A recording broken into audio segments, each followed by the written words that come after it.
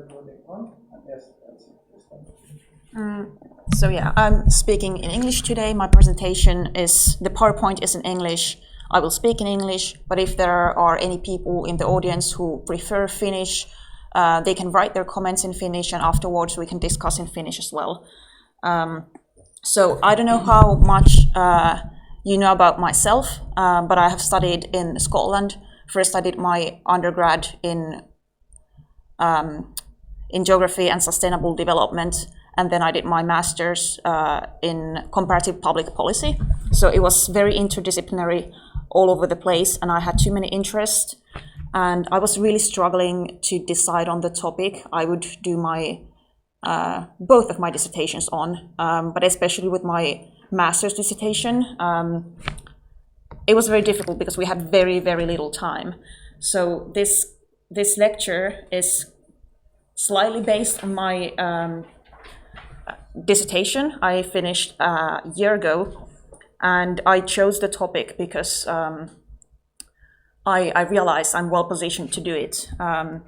And while doing the research, I was so enthusiastic that I wish I didn't have to stop it and I could have continued to do a PhD, but I unfortunately didn't have the time and the rules were not allowing me to continue. So I had to wrap it up really fast, but I've been passionate about the topic since then and even before. So the topic is the politics of circular economy, and I asked a few people before this began why they were interested in coming here, attending the event, and the responses I got were basically saying that there is a lot of hype around this topic, but very little political analysis, or the politics is kind of faded out of the discussions. And I do think the same.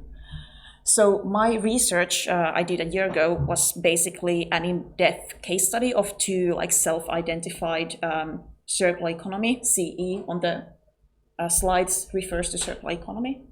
And their recent circular economy policies from the last decade, so 2011 up until last year. So very ambitious, should have done this as a PhD instead of a master's anyway.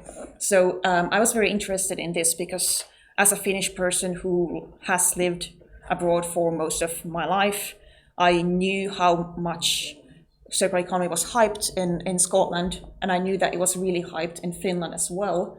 And I was studying things where circular economy was one of the key selling points, the kind of hope for the future. And also these two countries, Scotland and Finland, share the most ambitious national net zero / climate neutrality goals in Europe. And it was politically interesting to look at these two countries because Finland is a member of the EU, while Scotland had to withdraw from the EU as a consequence of Brexit. And despite many similarities, Finland and Scotland differ in their approach to circular economy politics and the role of the state in promoting circular economy as a concept. So this was mostly my research, the starting point of it.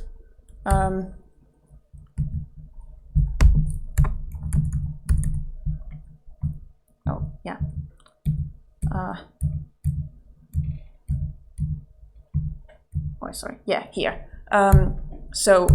I also read a lot about state theory and what is the function of states in the world. And someone called Meadowcroft wrote very interesting things in 2016.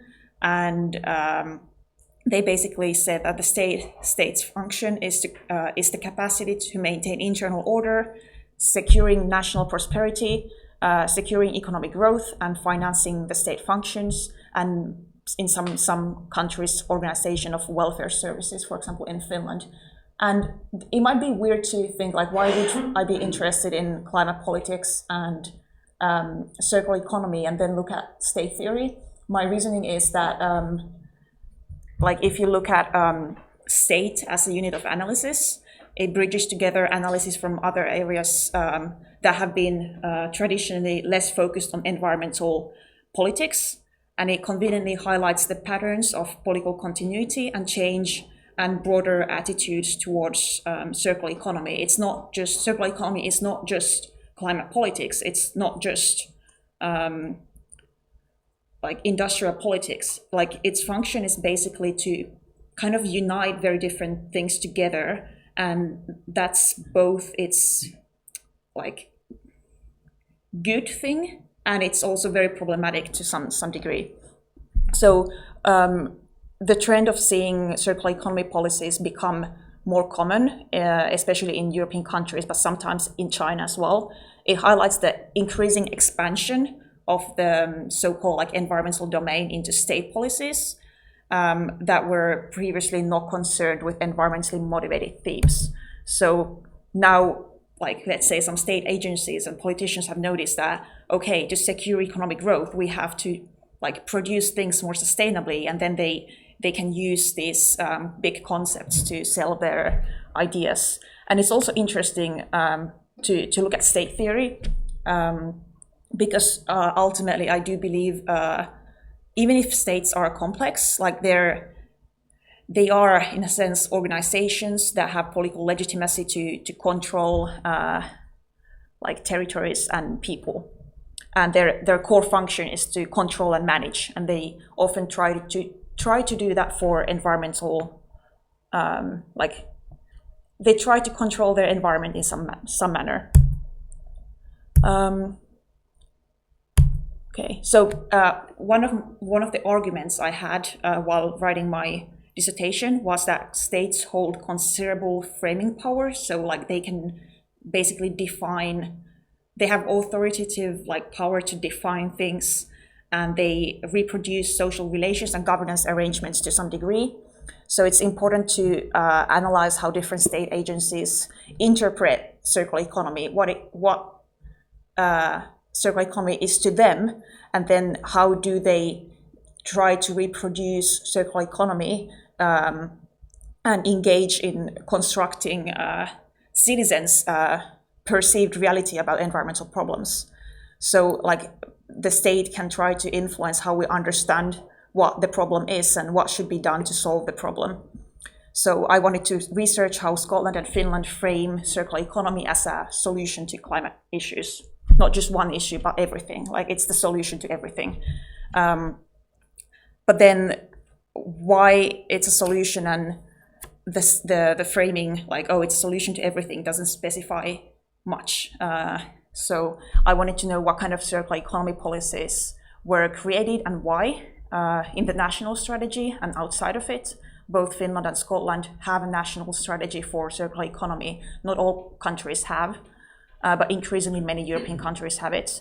And then who promotes circular economy and to whom?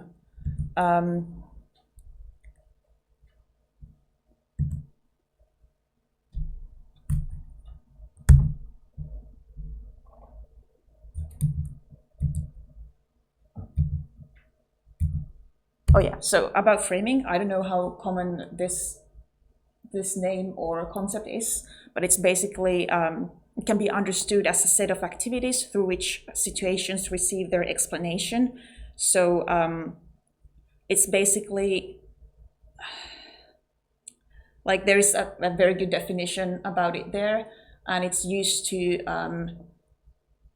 like, it's used to select some aspects of a perceived reality and make them like more salient and prominent in a communication text to promote like a very particular problem definition.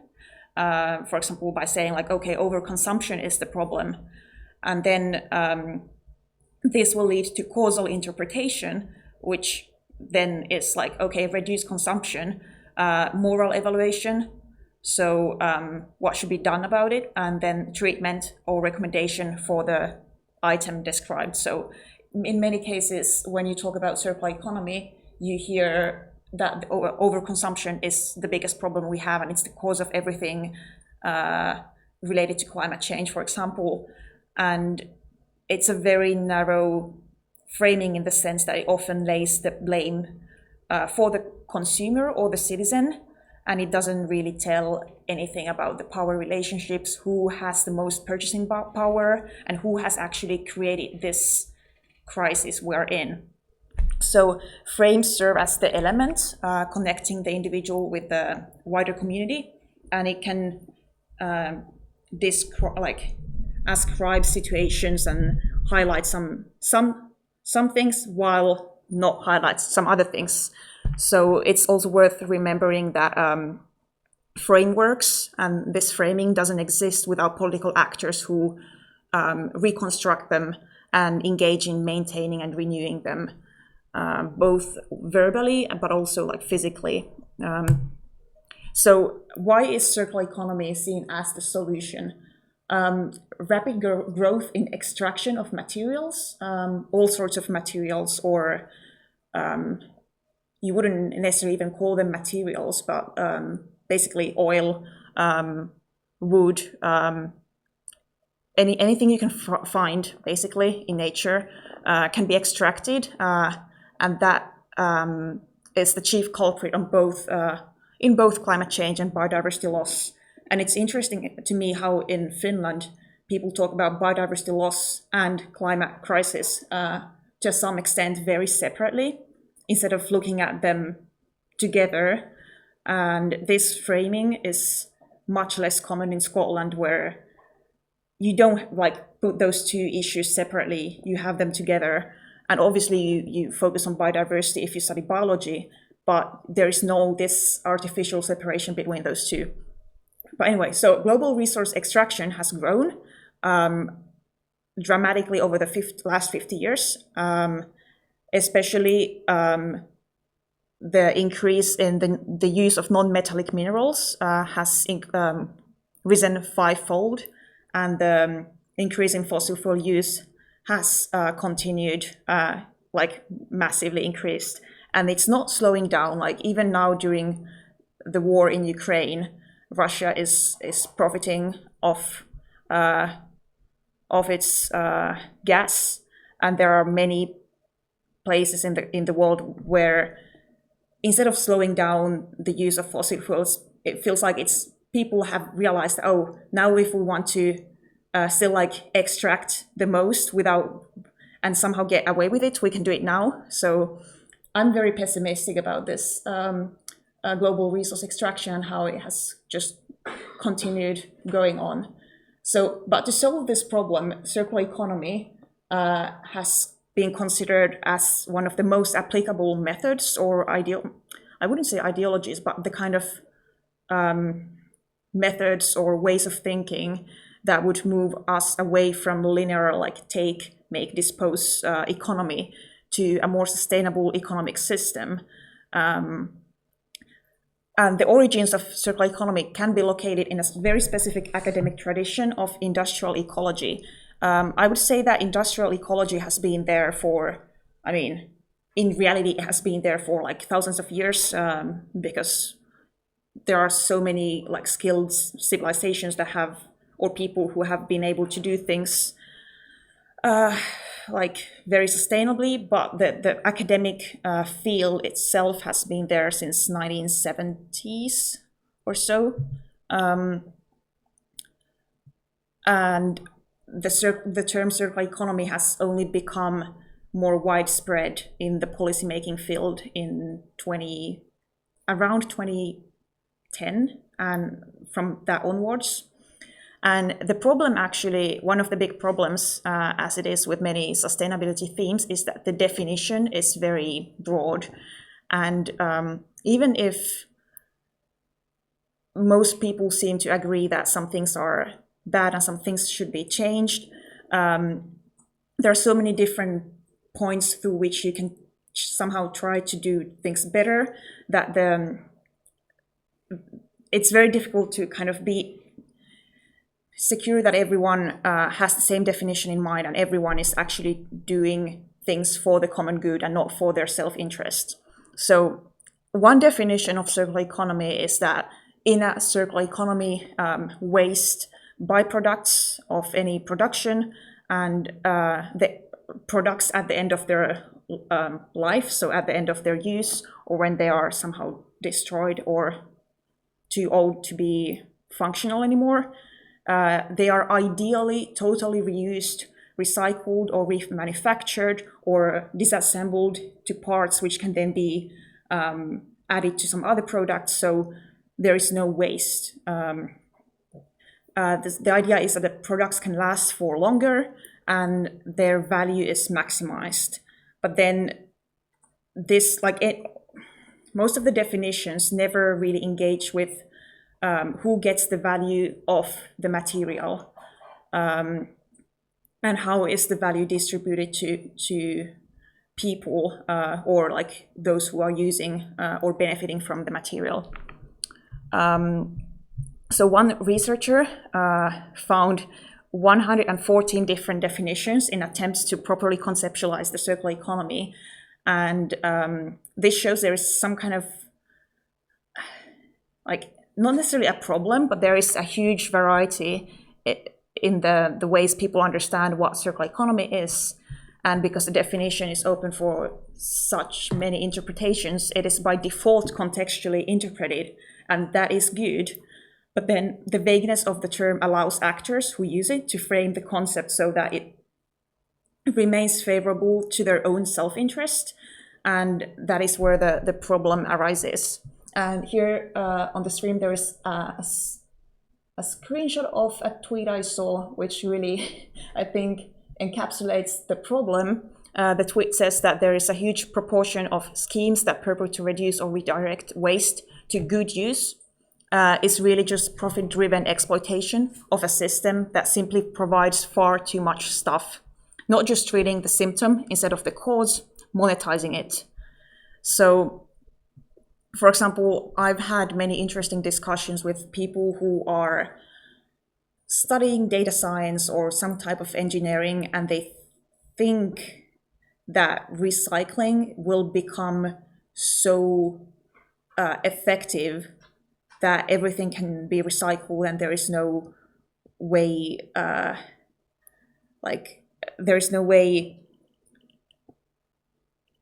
how to say,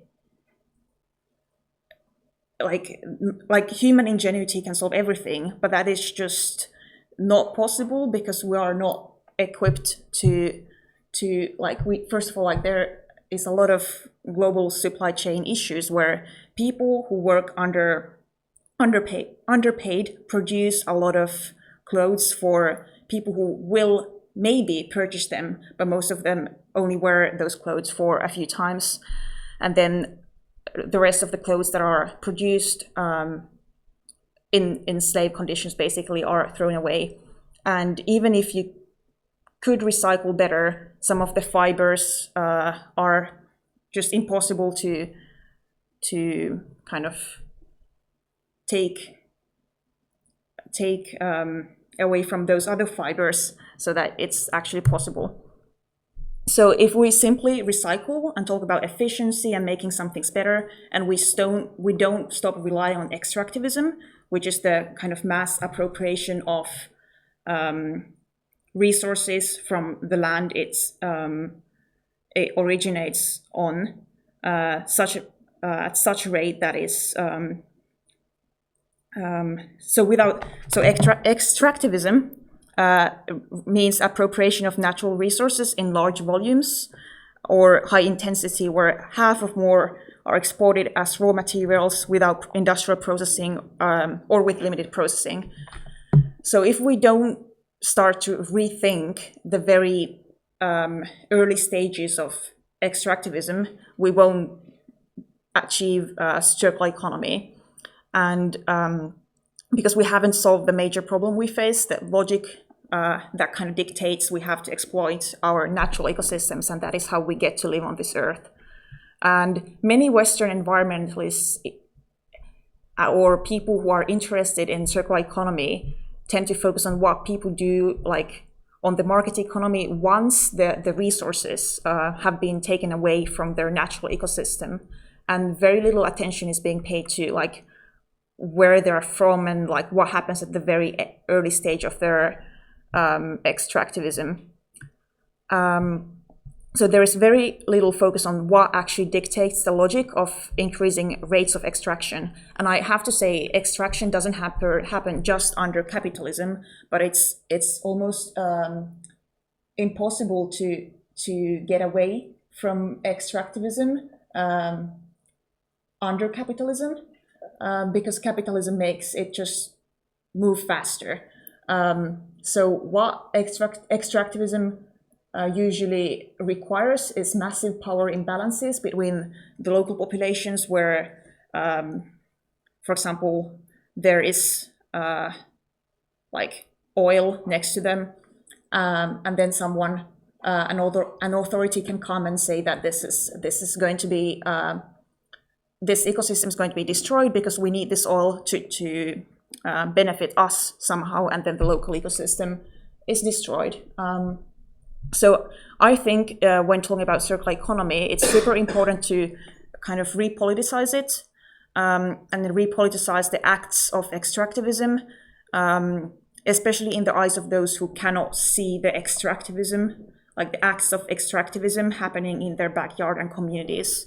Also, another topic I think is very important is to question who benefits from mainstreaming circular economy in the status quo, like the kind of status quo circular economy. Like, how is the value distributed to the community, and who gets to decide about that? So the governance of circular economy, basically, and what kind of funding enables what kind of circular economy.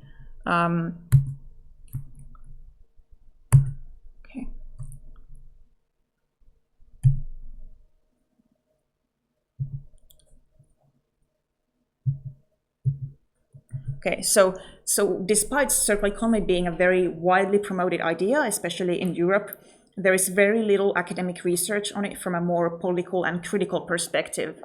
And most of the literature so far, or up until 2019, has focused on conceptualization of circular economy, explaining to people what it is and its applications in business, or industries ranging from fashion, agriculture, to architecture, or applied science such as technology, engineering, or manufacturing. And many circular economy policies have been layered or patched onto pre-existing institutional frameworks. So instead of talking about waste management, now waste management is under circular economy policies, for example. So circular economy policies can be seen as an extension of previously existing waste and manufacturing policies. Now it's just greener somehow. So it can be considered a cluster concept that unites several previously unrelated sub-concepts in discourse, such as ecological modernization, environmental justice, and resource insecurity. And I noticed a big change from late 2019 until the present. Like, up until 2019, in the literature, there were not that many critical texts about circular economy. They were almost exclusively about business or industries and how to optimize resource use. And there was almost no politics at all. Then majority of the few more policy-oriented studies published prior to 2020 are extremely broad in scope. For example, interviews with EU specialists, asking them, like, how do you think this is going forward, and what sectors should do better, and how to integrate sectors to do better business together. And what are the barriers for small businesses from like achieving the perfect circular economy? So yeah, like I was really interested in the more political aspect of it and why it hasn't been that widely researched. So the history of the concept is actually quite old. As I said before, it originates from the concept of industrial ecology, which is the study of material and energy flows resulting from human activities. And it aims to provide the basis for developing approaches to close cycles in such a way that the ecological impact is minimized. So even there you can see how like the human nature divide is made. Industrial activities are something external to nature, and the negative impacts are to be minimized. Frosch and Gallopoulos are one of the two intellectual founders of the field of industrial ecology, and they emphasize how in nature, in biological cycles, everything is kind of close-looped, and they contrast that with many industrial systems in the status quo, where things are not like that at all. There is waste and a lot of pollution.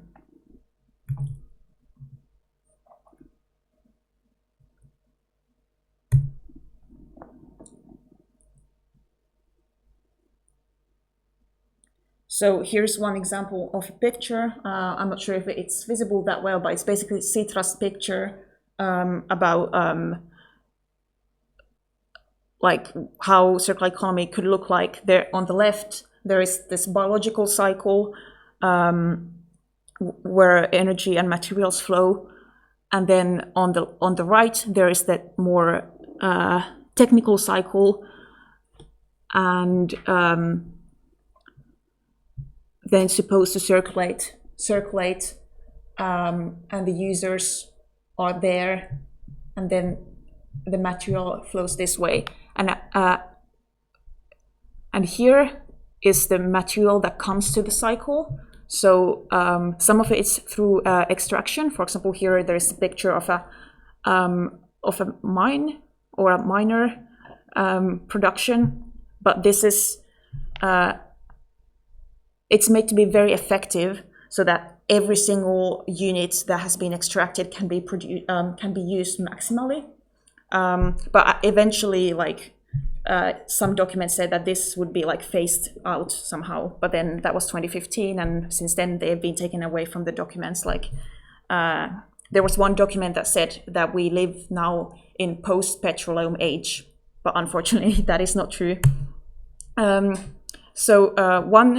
researcher, Erkman, explains that it's become so common to consider the industrial and the industrial systems as separate from nature and biosphere, that this nature-culture dichotomy and clear separation and positioning of human-made ecosystems above natural ones has created many problems. And it's the same with the focus on circular economy.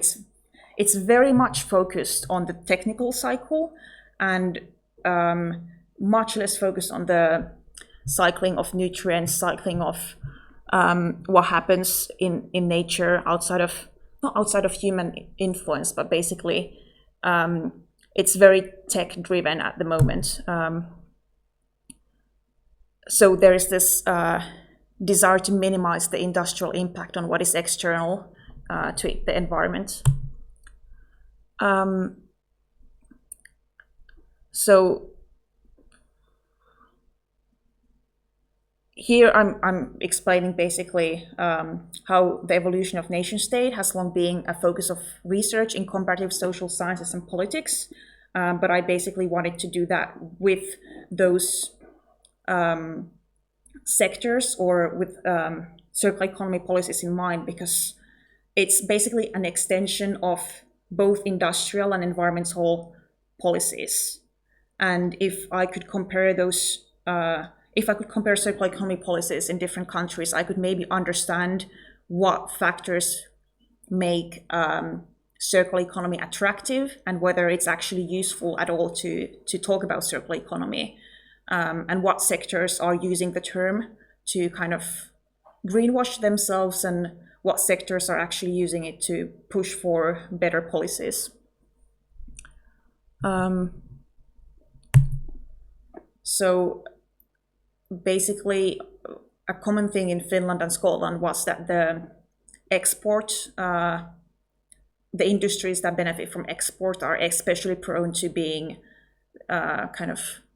especially prone to use circular economy language and some kind of circular economy talk to look good. Okay, this is, and it's understandable because, as I explained earlier, the state function is to maintain economic growth and national order, so help sectors to grow that are particularly important for the economy of the state. However, this might actually lead to a lot of greenwashing and sidelining of more radical, environmentally radical concepts or initiatives that would actually benefit a lot from funding, but because they cannot be profitable to the state, then they don't get funding. So in Finland, the technology industry does a lot of circular economy initiatives, and there are many startups that do circular economy initiatives, and to a certain degree, like, okay, fine. But if, for example, the concept of sharing economy is not more widely discussed, if libraries are not seen as a huge part of circular economy that give value to everyone, things will not progress as fast, and circular economy won't be a solution as it's, in the same sense, it's being promoted. So it's a very ambitious concept, but at the end, like, it's not being used to make a big change, as big of a change as it claims. It claims to be revolutionary and so forth, but many studies have highlighted that its implementation has not shown such radical changes to resource use and waste management practices. And one of the most interesting things about it is this way it tries to blur the tensions between conflicting policy goals. So, for example, I can imagine this happens a lot in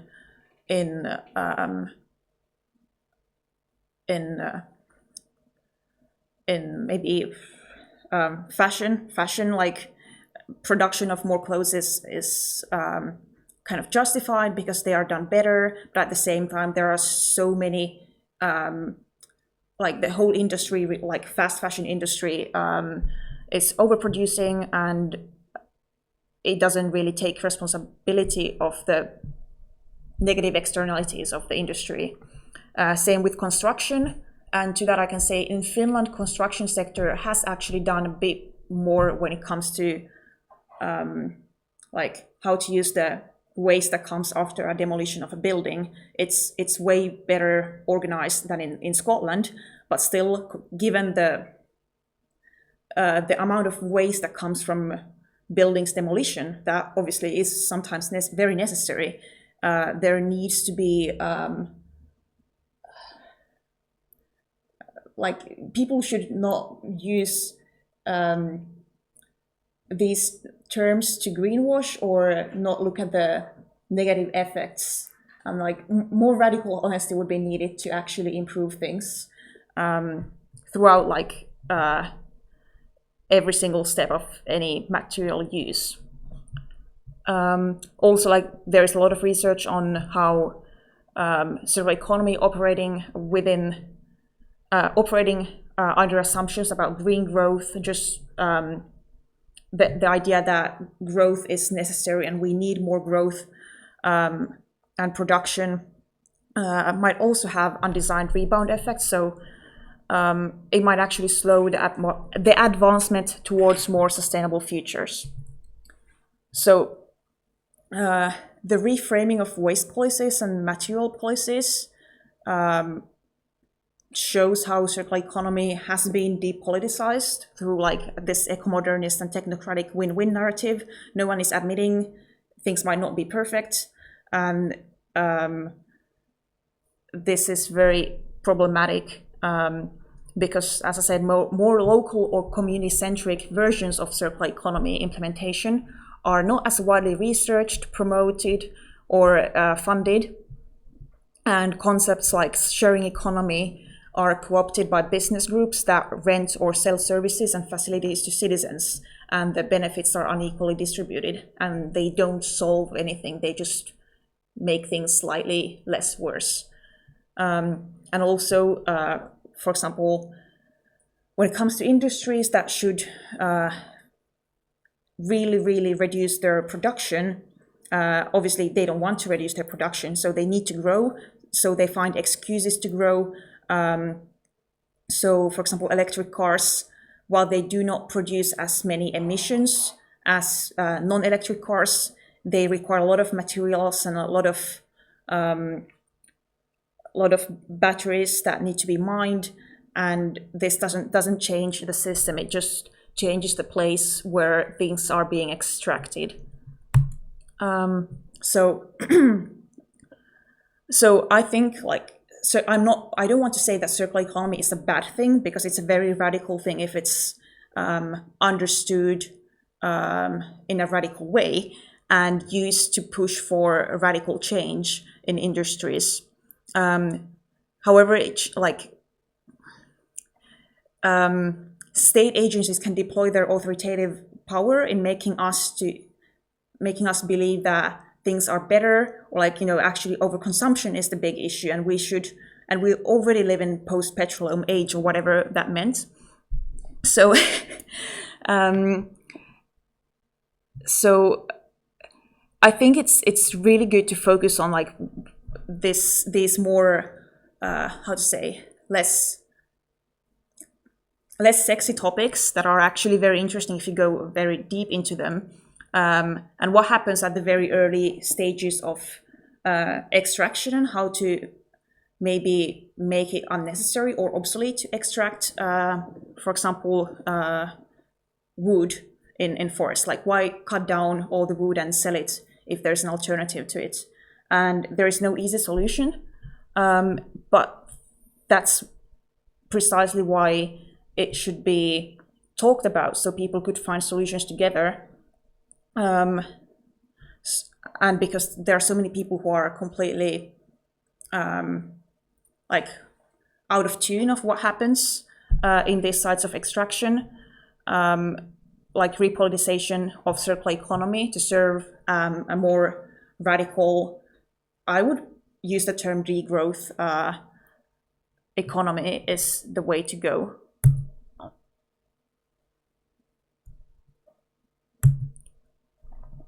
I know degrowth can be associated with, many people associate it with different things, but I think it's the way to address the things that circular economy has failed to address, because circular economy is quite palatable as a word, and almost no one can oppose it, which is good, but then it can be misused to lead people think things are better than they are.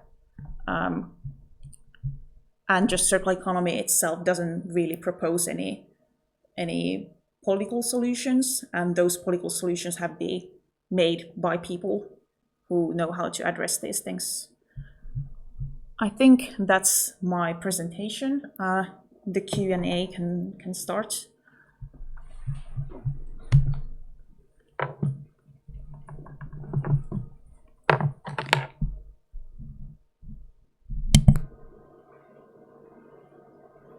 Yeah, the Q&A is ready. You can ask in both Finnish or English, I think.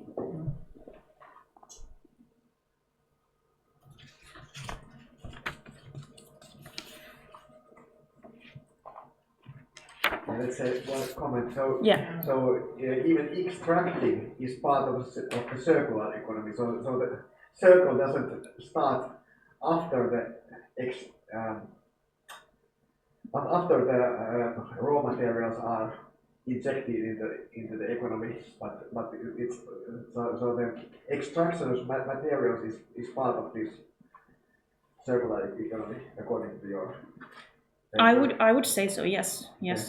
It should be. It's a bit weird that in the picture of Citra, it was just the input was from extraction, and extraction was kind of oh, we have to do it, and then it goes to the circle and it's there, because not all the material can remain in the circle, so the extraction has to continue. So yeah, it's a very nice system, but I think extraction should be included in the circle. But at the same time, can it be included if the material cannot be disposed in the... I think it's a good question. I think we should kind of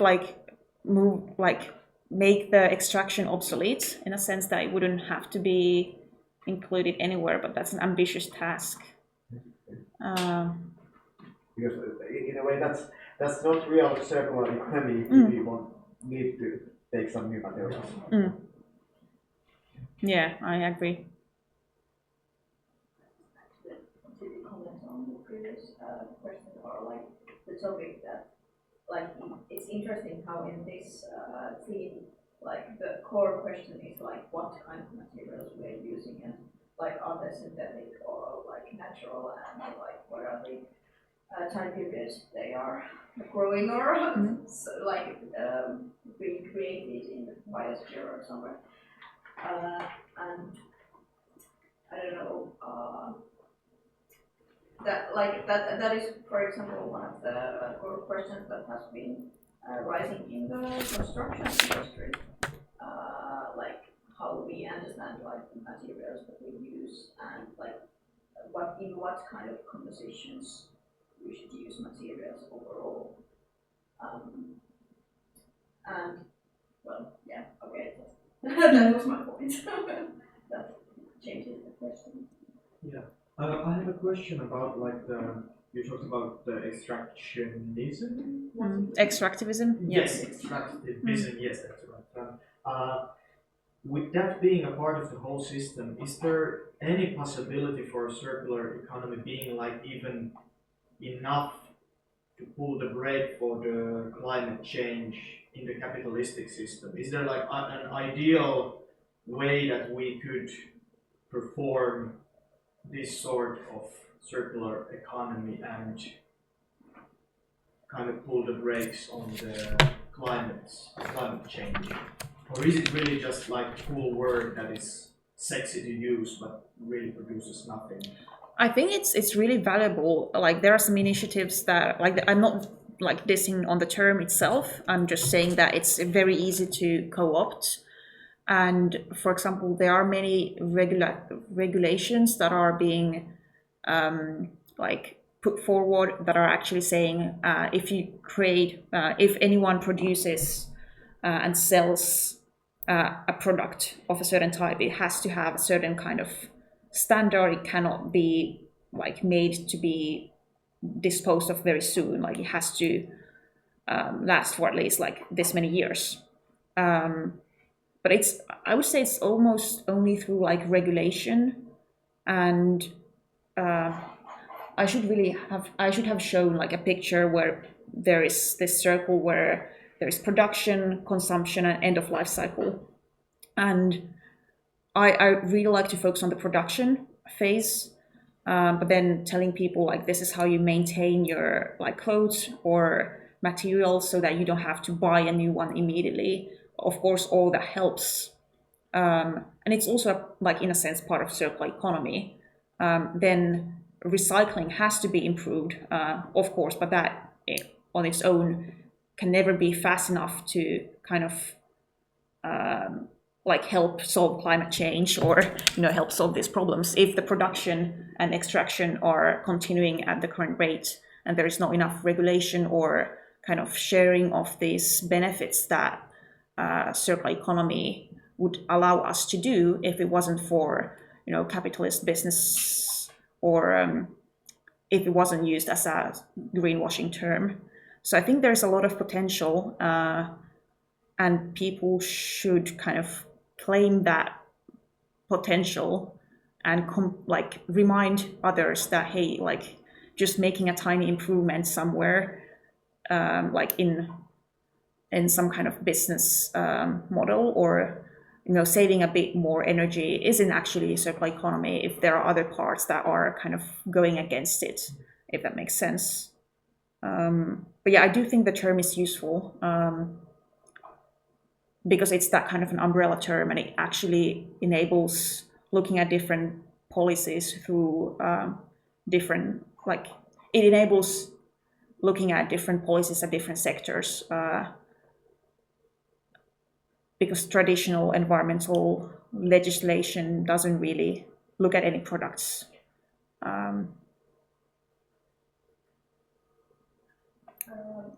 You said earlier something like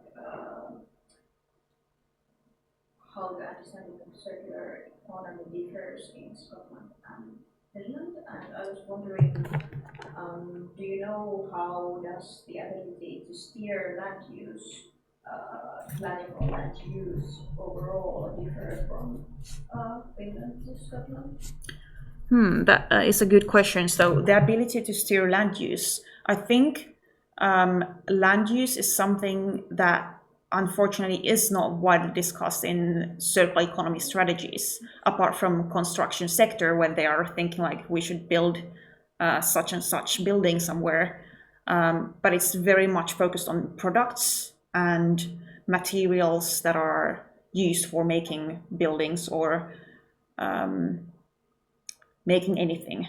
So the ability to steer land use, I would say it's not really considered. Like I didn't see that in the white papers I read.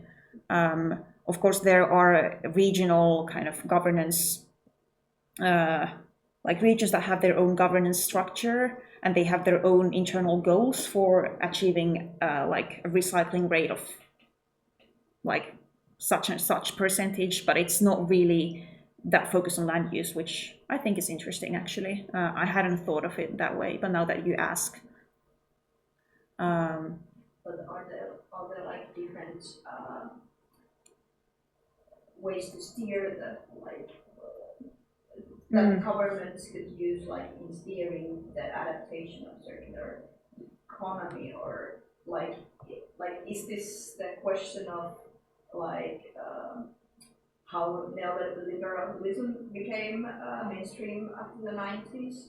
Like before that, like I have understood that well, at least in land use in Finland, governments had like a huge control over the like even the local matters. But does that like that changed in the 90s? I actually haven't. I don't Yeah. know, like if there's like a similar development in like in other matters too. I actually don't have a precise answer to this because I haven't looked at the like land use and how the government can steer land use to a different direction or not in either country. But it's very interesting. I think also very topical. I'm thinking of those kind of we need to build more buildings somewhere and destroy forest on its way, for example. Are you thinking of those cases or? Well, I'm also talking about like agriculture and like forest industry, which is like in Finland, especially like in the core of like, especially in construction industry, in core of the circular economy and ecological construction overall, but it has like really biodiversity decreasing effects, and it's a huge problem actually.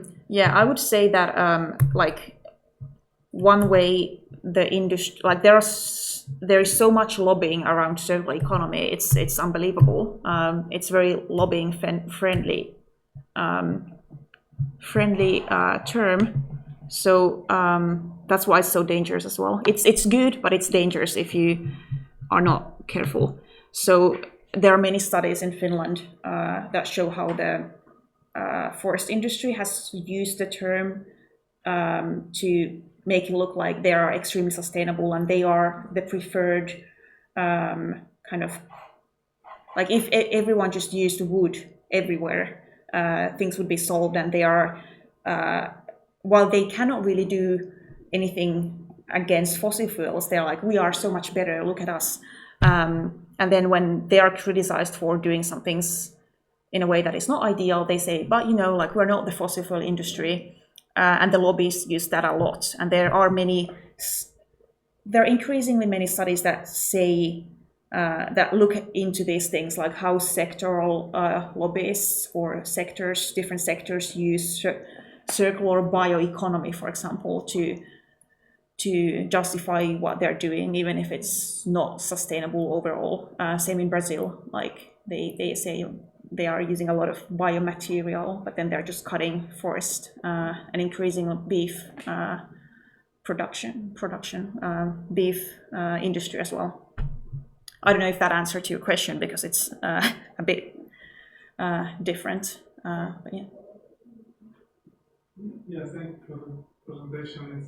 It's a complex topic. First of all, because if it would be complete circular economy, it would be like a closed, perpetual mobile, closed system with no input or output. So it doesn't exist, right? So there is, it's in a way, it's an impossibility to have, and it's a 100% circular economy. There always has to be some kind of a waste or input. What I would like to ask, of course, my background is architecture and construction, because construction is the biggest polluter in the world, more than transportation. And following up what you said, what is an interesting topic is the abandoned buildings everywhere, which account, for example, for over 20% in China. Here in Europe, in average, is over 10%. And if you walk anywhere, Frankfurt or Doha, which is going to be on the news the next year because of the World Cup, you have skyscrapers who are completely empty and exactly on the same spot. They are being built new. And I'm just wondering, of course, it would be an easy solution, just a policy where in a radius of X meters, kilometers, you cannot build new if something is unoccupied, but then comes the real estate interest and so on. Is there any difference from Scotland or Finland that you noticed on this topic, or is this the topic you didn't address?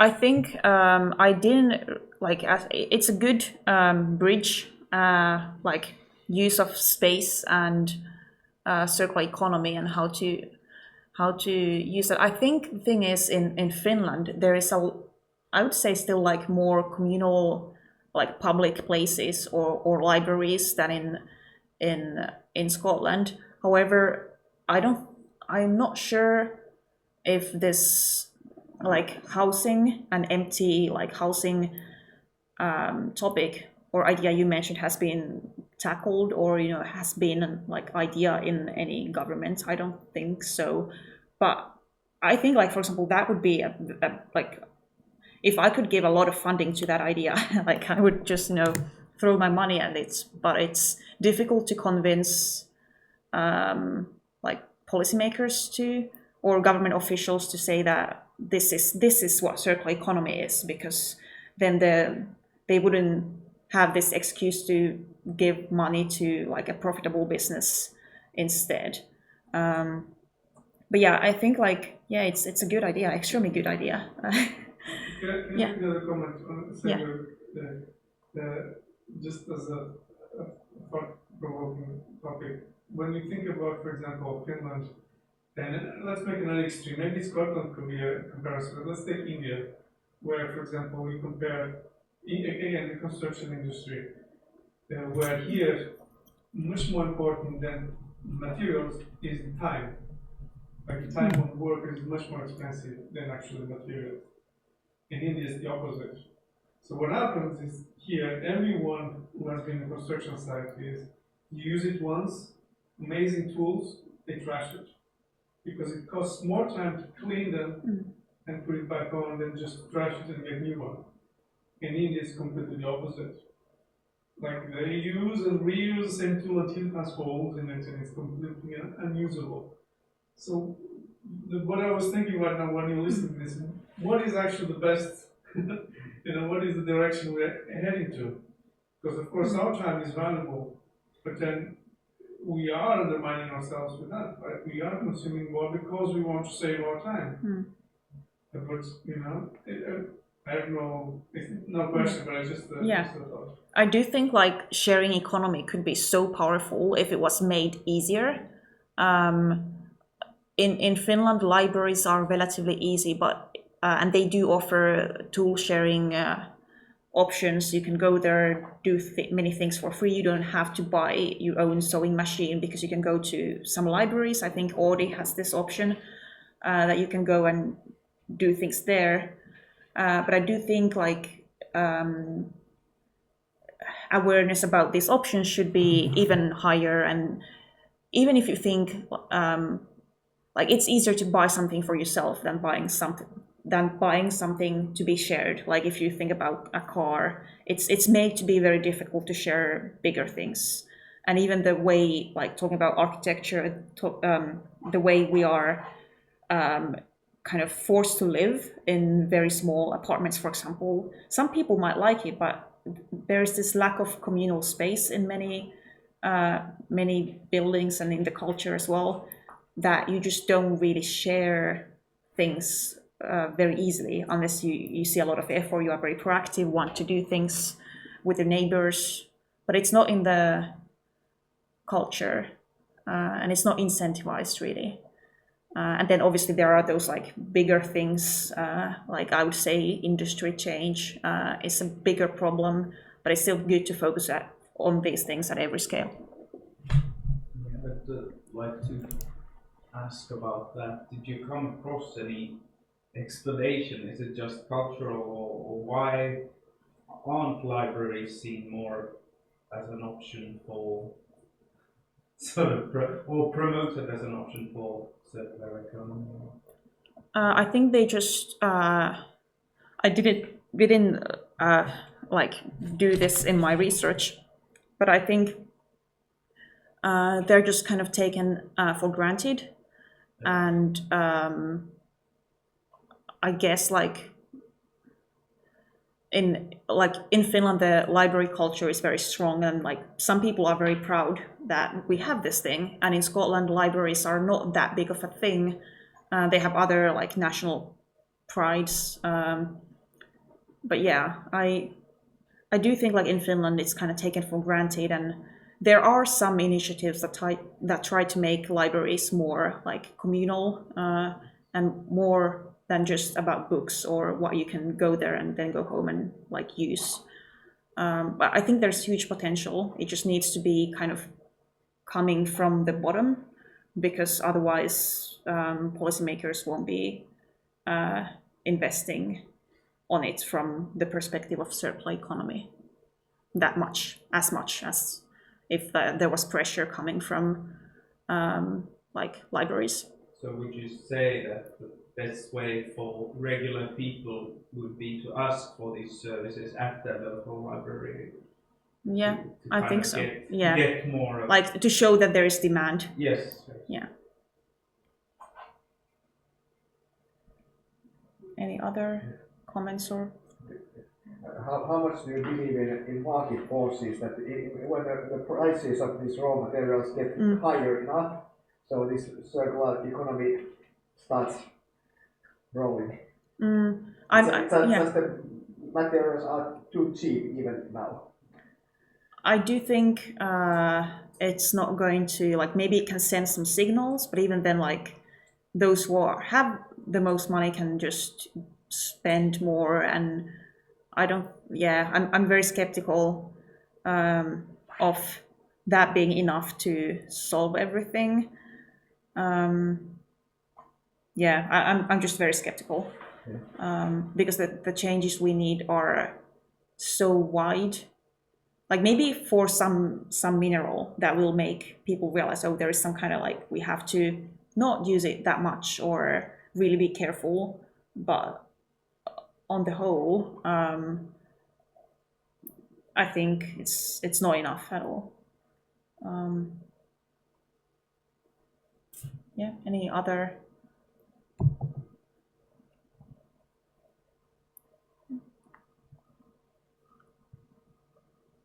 Okay. Anyway, I think doing this, making this presentation was slightly tricky because I have so many different kind of